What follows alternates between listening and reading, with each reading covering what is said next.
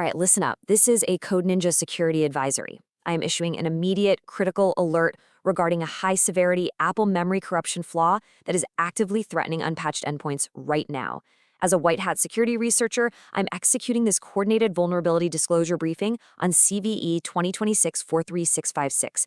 Now, if you're a defender, you already know that time is literally our most critical asset when a zero-day drops. So we're going to cut the fluff and break down the exact nature of this threat, how it completely compromises system parsers, and exactly what you need to do to lock down your environment today.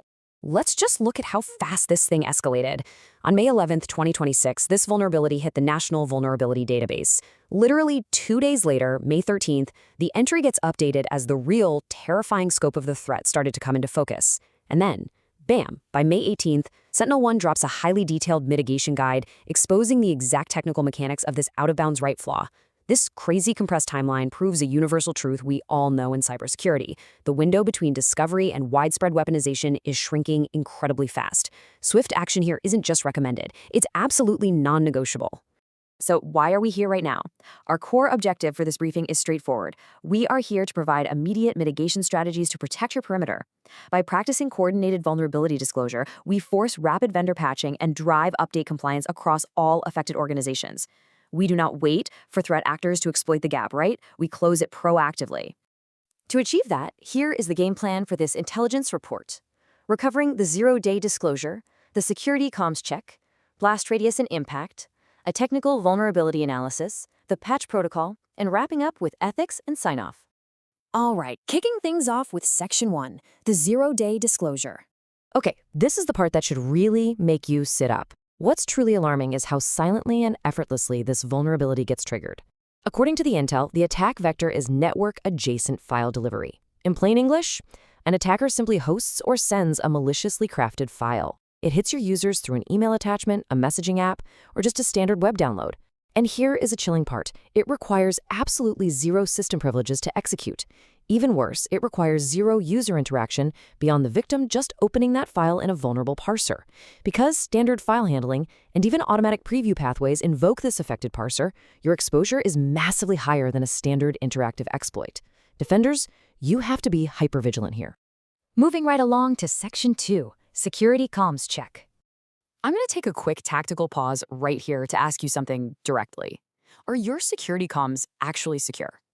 In a landscape where zero days are dropping with this kind of ridiculous frequency, you just can't rely on passive information gathering anymore. You have to be prepared to receive continuous, real-time threat intelligence. To maintain that secure link with us, you need to subscribe to @cybertech79 and enable your notifications immediately. Consider this an absolute security necessity to get real-time intel. Also, hit the like button on this briefing. Seriously, don't view this as standard YouTube engagement. Think of it as a formal acknowledgement, an ACK, that you have received this critical intel and your team is prepared to act on it. At confirmed, let's hit Section 3, blast radius and impact. The CVSS base score for CVE 2026-43656 is a 7.3. That officially categorizes it as a high-severity vulnerability. Why so high? Well, because it's network accessible, it requires really low attack complexity, and it critically impacts both confidentiality and availability. When this exploit triggers, it causes an unexpected application termination, which is basically a process-level denial of service, and it corrupts adjacent memory. That corruption is exactly what opens the door for much deeper system compromise. When you look at the data, the true blast radius is pretty massive. We are talking about a shared file parsing component across the entire Apple ecosystem. For mobile, the vulnerable builds include iOS and iPadOS prior to versions 18.7.9 and 26.5. Over on the desktop side, we've got macOS Sonoma prior to 14.8.7, Sequoia prior to 15.7.7, and Tahoe prior to 26.5.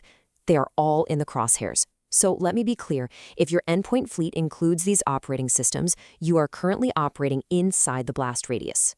All right, Section 4, Technical Vulnerability Analysis. Let's actually get under the hood. So what's actually happening at the code level? The root cause of this exploit is an out-of-bounds write, officially classified as CVE-2026-43656. Here is exactly how it goes down. When the Apple system parser processes one of those malformed files, the length or offset fields used during deserialization are not properly validated against the destination buffer size. Because that input validation is just missing, the parser blindly takes attacker-influenced bytes and writes them right past the end of the memory allocation. This causes memory corruption, specifically giving the attacker the potential to corrupt heap metadata or adjacent objects. That memory corruption is exactly what causes that immediate, unexpected crash of the application we talked about. Now, how do you actually spot this in your environment? Your threat hunting teams need to zero in on these specific indicators of compromise.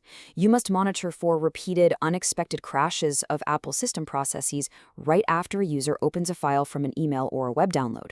Specifically, you want to dig into macOS crash reports in the user's library/logs/diagnostic reports folder. Look for exc_bad access signatures or any traces of heap corruption. You should also be correlating your mail and web gateway file delivery logs with any subsequent process crashes on receiving endpoints happening within a short time window. If you see duplicate crash signatures across multiple users, that almost always indicates an active malicious file campaign hitting your network. Which brings us to Section 5, the patch protocol. Listen up. Here are your absolute, non-negotiable remediation orders to lock down the perimeter. Step 1. Update all Apple endpoints to those fixed versions we outlined earlier, like iOS 18.7.9 and macOS Tahoe 26.5. Do it immediately. Step 2. Do not, I repeat, do not rely on your users to manually update. You need to strictly enforce update compliance through your mobile device management, or MDM platform. Block non-compliant devices from touching sensitive network resources until they verify as patched. And step 3, as a temporary workaround, while those patches are deploying, you need to apply lockdown mode on high-risk iOS and macOS accounts. That drastically reduces the parsing attack surface. Furthermore, restrict the delivery of uncommon file types at your mail and web gateways, and disable automatic preview or thumbnail generation for untrusted sources anywhere you can configure it. And finally, Section 6, Ethics and Sign-Off, the code. You might wonder why we analyze and broadcast these zero-day disclosures so publicly. It all comes down to a fundamental code we live by. Users need to know to protect their systems, period. Obscurity is never security. By shining a massive spotlight on CVE-2026-43656, we're empowering defenders to actually enforce patches and slam shut the window of opportunity for threat actors. We aren't just talking about the fix, we are forcing the fix. So get those endpoints patched, start aggressively hunting for those crash signatures in your logs, and maintain extreme vigilance over your perimeter. But ask yourself this, given how fast this threat escalated, are you truly prepared for the next zero day that drops tomorrow? Stay secure.